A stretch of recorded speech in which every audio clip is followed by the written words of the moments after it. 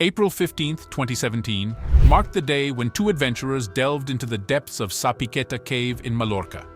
What began as a routine dive took a haunting turn, leaving only one to resurface hours later. Join us as we uncover the mysteries that unfolded beneath the crystal-clear waters. Xisco was a geology teacher who spent most weekends exploring and mapping the island's complex system of underwater caves. On this fateful day, he and his dive buddy, Mascaro, had set off to explore Sa Piqueta.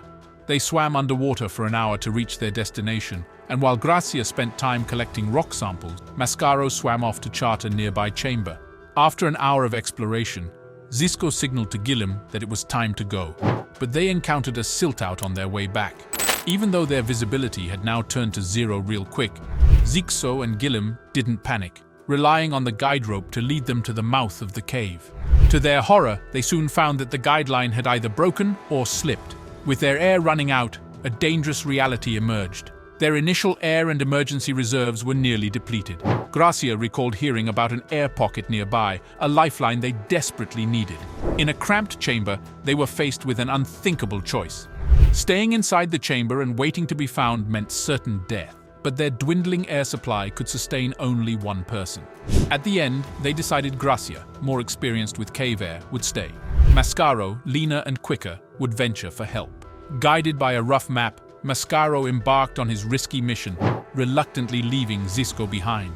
In the abyss, Gracia shed his gear and explored his surroundings, discovering that the chamber stretched about 80 meters in length and was 20 meters wide, with a gap of 12 meters between the water and the ceiling. He found drinkable water at the lake's surface and spotted a sizable flat rock. Pulling himself out of the water, he found a spot to rest and gather his strength. As darkness closed in and his torches flickered, he braced for the daunting hours ahead. Gracia clung to hope, fighting darkness both within and around him. His emotions shifted over time. In the initial 7 to 8 hours, hope lingered, driven by the belief that Gillam would return. But with each passing moment, the hope dimmed. Doubt crept in, fearing the worst, that Gillam was lost and his own presence would remain unnoticed in the depths. Further, Gracia couldn't escape the effects of carbon dioxide. Unlike the 0.04% CO2 found in the air above ground, where even a 3% concentration can be deadly for humans, the cave's air contained as much as 5% carbon dioxide. This hazardous imbalance increased the peril of CO2 poisoning. In just about an hour, Gracia encountered distressing symptoms, a relentless headache, and though exhaustion prevailed from oxygen deprivation, sleep evaded him. His mind raced, whirring constantly as he thought of his family and young children, a son aged 15 and a daughter aged 9. Less than an hour after he had left Xisco behind, Gillam surfaced and managed to notify the caving organization, but further rescue efforts had been hampered by poor visibility due to the silt-out. Suddenly, Xisco sensed lights beneath the water's surface and the bubbling of a diver emerging. But on turning, he found nothing, just a hallucination, a grim reminder of escalating CO2 levels. Time slipped away for Gracia until a thunderous noise shattered the silence above.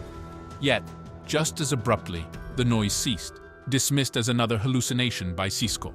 Little did he know, rescuers were attempting to drill a passage through the rock to supply him with food and water, but this attempt had also failed. By this time, it had been 30 hours since Xisco had been underwater. The next morning, the divers began their search again. Meanwhile, Gracia swam back to his gear to retrieve a knife, just in case he had to make a dire choice. Then, against all odds, Xisco heard someone calling his name. Among the bubbles, a light grew brighter, piercing through the depths. Reality snapped into focus as Xisco realized that it wasn't another hallucination, and a diver's helmet emerged. Walking towards him was Bernat Clammer, an old friend. With his heart pounding, Xisco embraced him, partly out of excitement and partly to make sure that he was actually real. Gracia's ordeal wasn't over yet. Bernat left to notify the rescue team, leaving Xisco with glucose pouches. It would take 8 more hours to get him out of that cave. Finally, on August 17th, after 60 harrowing hours, Xisco emerged from Sa Piqueta, greeted by Mascaro. An ambulance took Xisco away, as his temperature had dropped to a dangerous 32 degrees C, risking hypothermia, and he was given pure oxygen to breathe overnight. Just a month after the incident, Gracia went back to Sa Piqueta and even visited the chamber again.